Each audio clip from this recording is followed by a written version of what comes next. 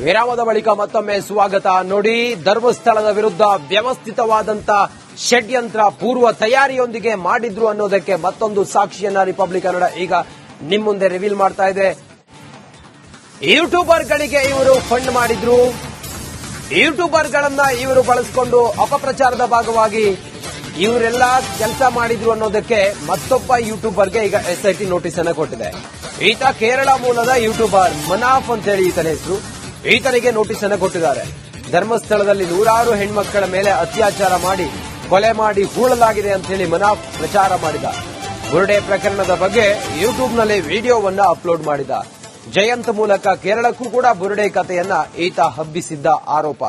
ಶಿರೂರು ಗುಡ್ಡ ಕುಸಿತ ದುರಂತದ ಲಾರಿ ಮಾಲೀಕ ಮನಾಫ್, ಗುಡ್ಡ ಕುಸಿತದಲ್ಲಿ ಸಿಲುಕಿ ಮೃತಪಟ್ಟಿದ್ದ ಲಾರಿ ಚಾಲಕ ಅರ್ಜುನ್, ಅದೇ ಲಾರಿ ಮಾಲಕನೇ ಯೂಟ್ಯೂಬರ್ ಮನಾಫ್ ಅನ್ನೋದರ ಬಗ್ಗೆ ಈಗ ಮಾಹಿತಿ ಲಭ್ಯ ಆಗಿದೆ. ಹೆಚ್ಚಿನ ಮಾಹಿತಿಯೊಂದಿಗೆ ನಮ್ಮ ದಕ್ಷಿಣ ಕನ್ನಡದ ಪ್ರತಿನಿಧಿ ದಿನೇಶ್ ಕಾಶಿಪಟ್ನ ದೂರವಾಣಿ ಸಂಪರ್ಕಕ್ಕೆ ಬಂದಿದ್ದಾರೆ. ದಿನೇಶ್, ಈ ಮನಾಫ್ ಈ ಹಿಂದೆ ಶಿರೂರಲ್ಲಿ ಗುಡ್ಡ ಕುಸಿತ ಆಗಿ ಅದೊಂದು ಲಾರಿ, ಬೆನ್ಸ್ ಕಂಪನಿಯ ಲಾರಿ ಹೋಯ್ತಲ್ಲ, ಅದರ ಮಾಲೀಕನ ಈತನ ಕಾಂಟ್ರಿಬ್ಯೂಷನ್ ಏನು ಧರ್ಮಸ್ಥಳದ ವಿರುದ್ಧದ ಪ್ರಚಾರದಲ್ಲಿ? ಹೌದು ರಂಜಿತ್, ಅಂದ್ರೆ ಉತ್ತರ ಕನ್ನಡದ ಶಿರೂರಿನಲ್ಲಿ ಲಾರಿ ದುರಂತ ಆದಾಗ ಆ ಒಂದು ಲಾರಿ ದುರಂತದ ಮಾಲೀಕ ಈತ ಏನು ಆವತ್ತಿನ ಸಂದರ್ಭದಲ್ಲೂ ಕೂಡ ಆ ಒಂದು ವಿಷಯಗಳನ್ನ ತನ್ನ ಯೂಟ್ಯೂಬ್ ಚಾನೆಲ್ಗಳ ಮೂಲಕವಾಗಿ ಹೇಳ್ತಾ ಇದ್ದ. ಈಗ ಆ ಬಳಿಕ ಬೇರೆ ಬೇರೆ ವಿಷಯಗಳ ಬಗ್ಗೆ ಆ ಒಂದು ಯೂಟ್ಯೂಬ್ ಚಾನೆಲ್ ಅಲ್ಲಿ ಹಾಕ್ತಾ ಇದ್ದ. ಈ ಒಂದು ಧರ್ಮಸ್ಥಳದ ಶವಹೂತಿಟ್ಟ ಪ್ರಕರಣ ಏನಿದೆ ಅದನ್ನು ಕೂಡ ತನ್ನ ಯೂಟ್ಯೂಬ್ ಚಾನೆಲ್ ಅಲ್ಲಿ ಮಲಯಾಳ ಲ್ಯಾಂಗ್ವೇಜ್ ನಲ್ಲಿ ಹೇಳ್ತಾ ಇದ್ದ. ಅಂದ್ರೆ ವೈಭವೀಕರಿಸಿ ಹೇಳ್ತಾ ಇದ್ದ. ಅಂದ್ರೆ ಜಯಂತ್ ಅವರ ಸಹಾಯ ಪಡೆದುಕೊಂಡು, ಜಯಂತ್ ಅವರು ಕೂಡ ಮಲಯಾಳ ಲ್ಯಾಂಗ್ವೇಜ್ ಅವರಿಗೆ ಬರುತ್ತೆ. ಹಾಗಾಗಿ ಜಯಂತ್ ಅವರ ಸಹಾಯ ಪಡೆದುಕೊಂಡು ಆ ಮಲಯಾಳ ಲ್ಯಾಂಗ್ವೇಜ್ ನಲ್ಲಿ ಈ ರೀತಿಯಾಗಿ, ಅಂದ್ರೆ ಇಲ್ಲಿ ಈ ಶವಗಳನ್ನು ಹೂತಿಟ್ಟ ಪ್ರಕರಣಕ್ಕೆ ಸಂಬಂಧಿಸಿದಂತೆ ಸಾಕಷ್ಟು ಸುಳ್ಳು ಸುದ್ದಿಗಳನ್ನ ಅದರಲ್ಲಿ ಪ್ರಸಾರ ಮಾಡಿದ್ರು. ಬೇರೆ ಬೇರೆ ರೀತಿಯಾದಂತಹ ಸುದ್ದಿಗಳನ್ನ ಹಾಕ್ತಾ ಇದ್ರು. ಇದಕ್ಕೆ ಸಂಬಂಧಿಸಿದಂತೆ ಒಂದಷ್ಟು ಆಕ್ರೋಶಗಳು ಕೂಡ ಕೇಳಿ ಬಂದಿತ್ತು. ಅಂದ್ರೆ ಕೇರಳದಲ್ಲಿ ಈ ರೀತಿಯಾಗಿ ಬೇರೆ ರೀತಿಯಾಗಿ ಬಿಂಬಿಸುವುದಕ್ಕೋಸ್ಕರವಾಗಿ ಈ ರೀತಿಯಾಗಿ ಈತ ತನ್ನ ಯೂಟ್ಯೂಬ್ ಚಾನೆಲ್ ಅಲ್ಲಿ ಹಾಕ್ತಾ ಇದ್ದಾನೆ ಅನ್ನುವಂತ ರೀತಿಯಲ್ಲಿ ಬಹಳಷ್ಟು ಆಕ್ರೋಶ ಕೂಡ ಕೇಳಿ ಬಂದಿತ್ತು. ಸದ್ಯ ಎಸ್ಐಟಿ ಅಧಿಕಾರಿಗಳು ಬೇರೆ ಬೇರೆ ಯೂಟ್ಯೂಬರ್ ಗಳಿಗೆ ನೋಟಿಸ್ ನೀಡ್ತಾ ಇದ್ದಾರೆ. ಅಭಿಷೇಕ್ಗೂ ಕೂಡ ಈಗಾಗಲೇ ನೋಟಿಸ್ ನೀಡಿ ಆತನನ್ನ ವಿಚಾರಣೆ ಮಾಡ್ತಾ ಇದ್ದಾರೆ. ಅದರಂತೆ ಕೇರಳದಲ್ಲಿ ಸುಳ್ಳು ಸುದ್ದಿ ತನ್ನ ಯೂಟ್ಯೂಬ್ ಚಾನೆಲ್ ಹಬ್ಬಿಸಿದಂತ ಮನಾಫ್ ಅನ್ನು ಕೂಡ ಈಗಾಗಲೇ ವಿರಾಮದ ಬಳಿಕ ಮತ್ತೊಮ್ಮೆ ಸ್ವಾಗತ. ನೋಡಿ, ಧರ್ಮಸ್ಥಳದ ವಿರುದ್ಧ ವ್ಯವಸ್ಥಿತವಾದಂತ ಷಡ್ಯಂತ್ರ ಪೂರ್ವ ತಯಾರಿಯೊಂದಿಗೆ ಮಾಡಿದ್ರು ಅನ್ನೋದಕ್ಕೆ ಮತ್ತೊಂದು ಸಾಕ್ಷಿಯನ್ನ ರಿಪಬ್ಲಿಕ್ ಕನ್ನಡ ಈಗ ನಿಮ್ ಮುಂದೆ ರಿವೀಲ್ ಮಾಡ್ತಾ ಇದೆ. ಯೂಟ್ಯೂಬರ್ಗಳಿಗೆ ಇವರು ಫಂಡ್ ಮಾಡಿದ್ರು. ಯೂಟ್ಯೂಬರ್ಗಳನ್ನ ಇವರು ಬಳಸಿಕೊಂಡು ಅಪಪ್ರಚಾರದ ಭಾಗವಾಗಿ ಇವರೆಲ್ಲ ಕೆಲಸ ಮಾಡಿದ್ರು ಅನ್ನೋದಕ್ಕೆ ಮತ್ತೊಬ್ಬ ಯೂಟ್ಯೂಬರ್ಗೆ ಈಗ ಎಸ್ಐಟಿ ನೋಟಿಸ್ ಅನ್ನು ಕೊಟ್ಟಿದೆ. ಈತ ಕೇರಳ ಮೂಲದ ಯೂಟ್ಯೂಬರ್ ಮನಾಫ್ ಅಂತ ಹೇಳಿ ಈತನ ಹೆಸರು. ಈತನಿಗೆ ನೋಟಿಸ್ ಅನ್ನು ಕೊಟ್ಟಿದ್ದಾರೆ. ಧರ್ಮಸ್ಥಳದಲ್ಲಿ ನೂರಾರು ಹೆಣ್ಮಕ್ಕಳ ಮೇಲೆ ಅತ್ಯಾಚಾರ ಮಾಡಿ ಕೊಲೆ ಮಾಡಿ ಹೂಳಲಾಗಿದೆ ಅಂತ ಹೇಳಿ ಮನಾಫ್ ಪ್ರಚಾರ ಮಾಡಿದ. ಬುರುಡೆ ಪ್ರಕರಣದ ಬಗ್ಗೆ ಯೂಟ್ಯೂಬ್ನಲ್ಲಿ ವಿಡಿಯೋವನ್ನ ಅಪ್ಲೋಡ್ ಮಾಡಿದ. ಜಯಂತ್ ಮೂಲಕ ಕೇರಳಕ್ಕೂ ಕೂಡ ಬುರುಡೆ ಕಥೆಯನ್ನ ಈತ ಹಬ್ಬಿಸಿದ್ದ ಆರೋಪ.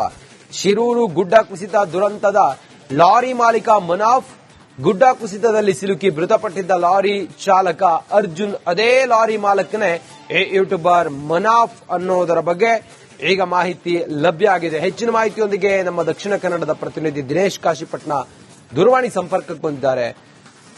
ದಿನೇಶ್, ಈ ಮನಾಫ್ ಈ ಹಿಂದೆ ಶಿರೂರಲ್ಲಿ ಗುಡ್ಡ ಕುಸಿತ ಆಗಿ ಅದೊಂದು ಲಾರಿ, ಬೆನ್ಸ್ ಕಂಪನಿಯ ಲಾರಿ ಹೋಯ್ತಲ್ಲ, ಅದರ ಮಾಲೀಕನ ಈತನ ಕಾಂಟ್ರಿಬ್ಯೂಷನ್ ಏನು ಧರ್ಮಸ್ಥಳದ ವಿರುದ್ಧದ ಪ್ರಚಾರದಲ್ಲಿ?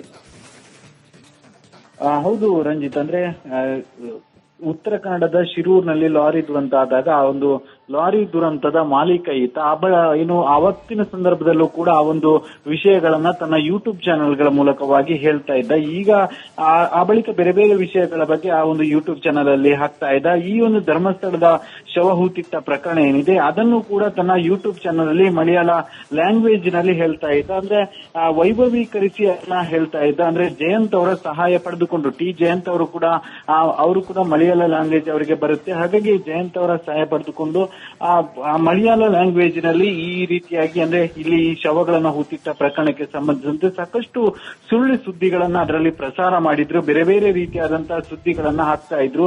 ಇದಕ್ಕೆ ಸಂಬಂಧಿಸಿದಂತೆ ಒಂದಷ್ಟು ಆಕ್ರೋಶಗಳು ಕೂಡ ಕೇಳಿ ಬಂದಿತ್ತು. ಅಂದ್ರೆ ಕೇರಳದಲ್ಲಿ ಈ ರೀತಿಯಾಗಿ ಬೇರೆ ರೀತಿಯಾಗಿ ಬಿಂಬಿಸುವುದಕ್ಕೋಸ್ಕರವಾಗಿ ಈ ರೀತಿಯಾಗಿ ಈತ ತನ್ನ ಯೂಟ್ಯೂಬ್ ಚಾನೆಲ್ ಅಲ್ಲೇ ಹಾಕ್ತಾ ಇದ್ದಾನೆ ಅನ್ನುವಂತ ರೀತಿಯಲ್ಲಿ ಬಹಳಷ್ಟು ಆಕ್ರೋಶ ಕೂಡ ಕೇಳಿ ಬಂದಿತ್ತು. ಸದ್ಯ SIT ಅಧಿಕಾರಿಗಳು ಬೇರೆ ಬೇರೆ ಯೂಟ್ಯೂಬರ್ ಗಳಿಗೆ ನೋಟಿಸ್ ನೀಡ್ತಾ ಇದ್ದಾರೆ. ಅಭಿಷೇಕ್ಗೂ ಕೂಡ ಈಗಾಗಲೇ ನೋಟಿಸ್ ನೀಡಿ ಆತನನ್ನ ವಿಚಾರಣೆ ಮಾಡ್ತಾ ಇದ್ದಾರೆ. ಅದರಂತೆ ಕೇರಳದಲ್ಲಿ ಸುಳ್ಳು ಸುದ್ದಿ ತನ್ನ ಯೂಟ್ಯೂಬ್ ಚಾನೆಲ್ ಹಬ್ಬಿಸಿದಂತ ಮನಾಫ್ ಅನ್ನು ಕೂಡ ಈಗಾಗಲೇ ವಿರಾಮದ ಬಳಿಕ ಮತ್ತೊಮ್ಮೆ ಸ್ವಾಗತ. ನೋಡಿ, ಧರ್ಮಸ್ಥಳದ ವಿರುದ್ಧ ವ್ಯವಸ್ಥಿತವಾದಂತ ಷಡ್ಯಂತ್ರ ಪೂರ್ವ ತಯಾರಿಯೊಂದಿಗೆ ಮಾಡಿದ್ರು ಅನ್ನೋದಕ್ಕೆ ಮತ್ತೊಂದು ಸಾಕ್ಷಿಯನ್ನ ರಿಪಬ್ಲಿಕ್ ಕನ್ನಡ ಈಗ ನಿಮ್ ಮುಂದೆ ರಿವೀಲ್ ಮಾಡ್ತಾ ಇದೆ.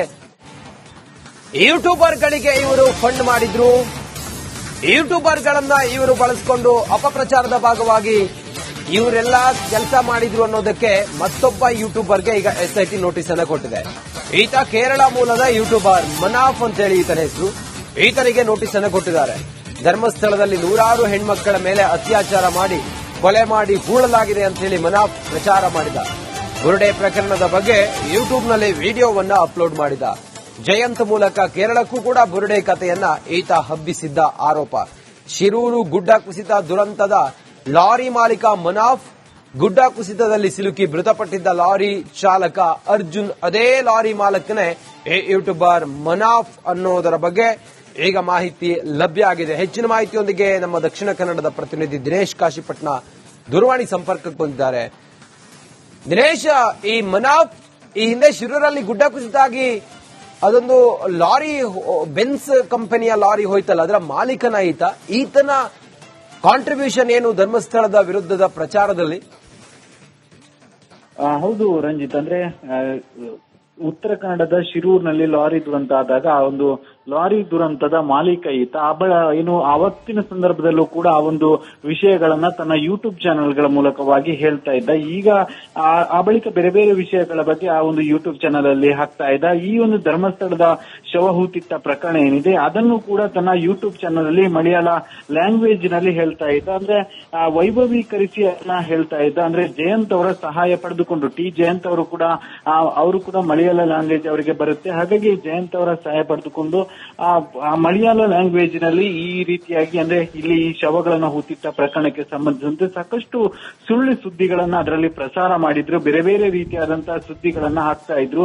ಇದಕ್ಕೆ ಸಂಬಂಧಿಸಿದಂತೆ ಒಂದಷ್ಟು ಆಕ್ರೋಶಗಳು ಕೂಡ ಕೇಳಿ ಬಂದಿತ್ತು. ಅಂದ್ರೆ ಕೇರಳದಲ್ಲಿ ಈ ರೀತಿಯಾಗಿ ಬೇರೆ ರೀತಿಯಾಗಿ ಬಿಂಬಿಸುವುದಕ್ಕೋಸ್ಕರವಾಗಿ ಈ ರೀತಿಯಾಗಿ ಈತ ತನ್ನ ಯೂಟ್ಯೂಬ್ ಚಾನೆಲ್ ಅಲ್ಲೇ ಹಾಕ್ತಾ ಇದ್ದಾನೆ ಅನ್ನುವಂತ ರೀತಿಯಲ್ಲಿ ಬಹಳಷ್ಟು ಆಕ್ರೋಶ ಕೂಡ ಕೇಳಿ ಬಂದಿತ್ತು. ಸದ್ಯ SIT ಅಧಿಕಾರಿಗಳು ಬೇರೆ ಬೇರೆ ಯೂಟ್ಯೂಬರ್ ಗಳಿಗೆ ನೋಟಿಸ್ ನೀಡ್ತಾ ಇದ್ದಾರೆ. ಅಭಿಷೇಕ್ಗೂ ಕೂಡ ಈಗಾಗಲೇ ನೋಟಿಸ್ ನೀಡಿ ಆತನನ್ನ ವಿಚಾರಣೆ ಮಾಡ್ತಾ ಇದ್ದಾರೆ. ಅದರಂತೆ ಕೇರಳದಲ್ಲಿ ಸುಳ್ಳು ಸುದ್ದಿ ತನ್ನ ಯೂಟ್ಯೂಬ್ ಚಾನೆಲ್ ಹಬ್ಬಿಸಿದಂತ ಮನಾಫ್ ಅನ್ನು ಕೂಡ ಈಗಾಗಲೇ